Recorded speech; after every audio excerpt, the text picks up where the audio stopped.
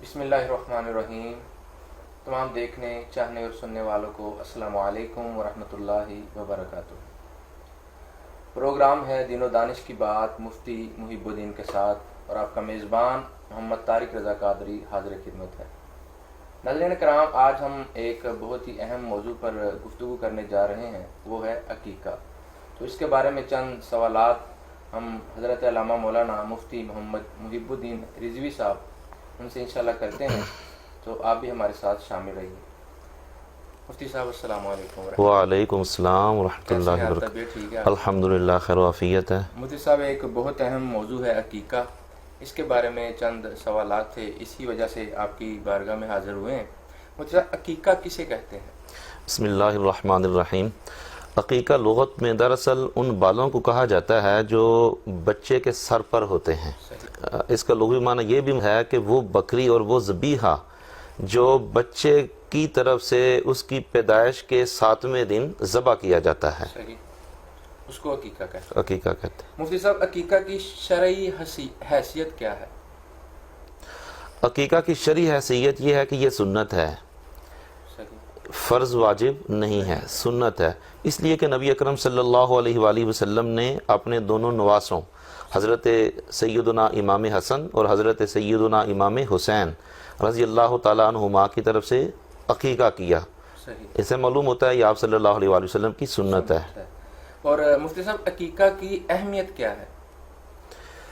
اس کی اہمیت کے لیے یہ بات کافی ہے کہ نبی اکرم صلی اللہ علیہ وآلہ وسلم نے فرمایا کل غلام رہینۃ بعقیقتہ، ہر لڑکا، ہر بچہ اپنے عقیقے میں گروی ہوتا ہے۔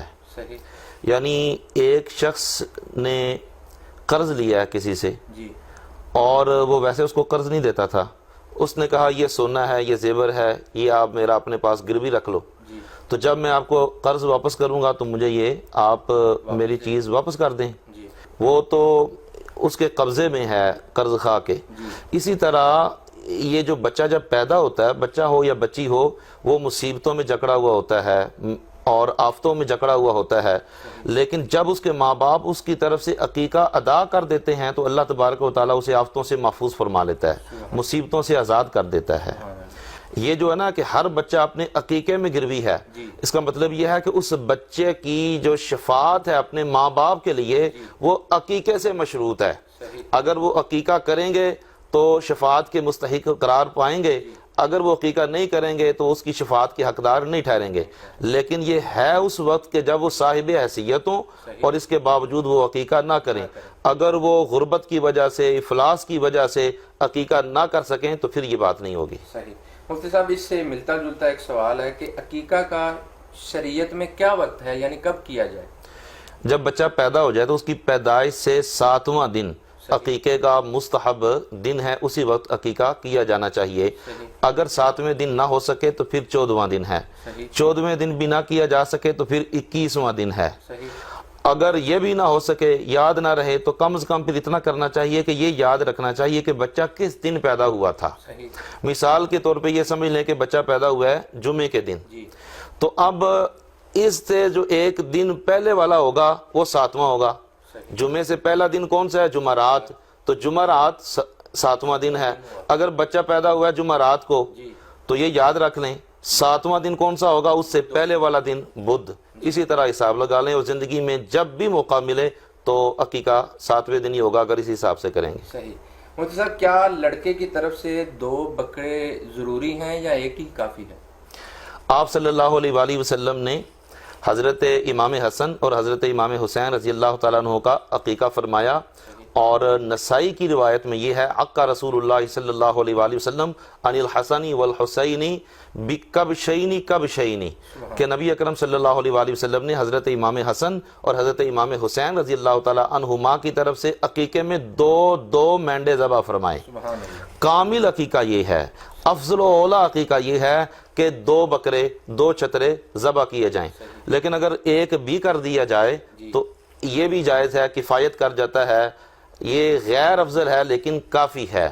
ایک حدیث میں آتا ہے کہ آپ صلی اللہ علیہ وآلہ وسلم نے ارشاد فرمایا عن الغلامی شاتانی، کہ لڑکے کی طرف سے 2 بکریاں ہیں، وعن الجاریت شاتن، اور لڑکی کی طرف سے ایک بکری ہے. اب یہاں بکری کا لفظ آیا ہے, بکرے کا لفظ نہیں آیا.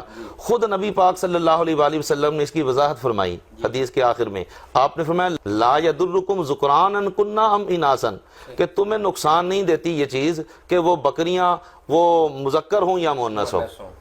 یعنی اس کا مطلب یہ ہوا کہ لڑکے کا عقیقہ کرنا ہے تو 2 بکریاں ہی ضروری نہیں ہیں, 2 بکرے بھی ہو سکتے ہیں, اور 2 بکرے بھی ضروری نہیں ہیں, 2 بکریاں بھی ہو سکتی ہیں.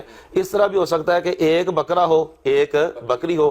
اگر لڑکی کا عقیقہ کرنا ہے تو کوئی ضروری نہیں ہے کہ 1 بکری ہی ہو, اس کی جگہ بکرا بھی ہو سکتا ہے, چترا بھی ہو سکتا ہے. بلکہ دوسری ایک اور حدیث بھی ہے کہ نبی اکرم صلی اللہ علیہ وآلہ وسلم نے حضرت امام حسن اور حضرت امام حسین رضی اللہ تعالیٰ عنہما کی طرف سے ایک مینڈے کو ذبح فرمایا عقیقہ میں.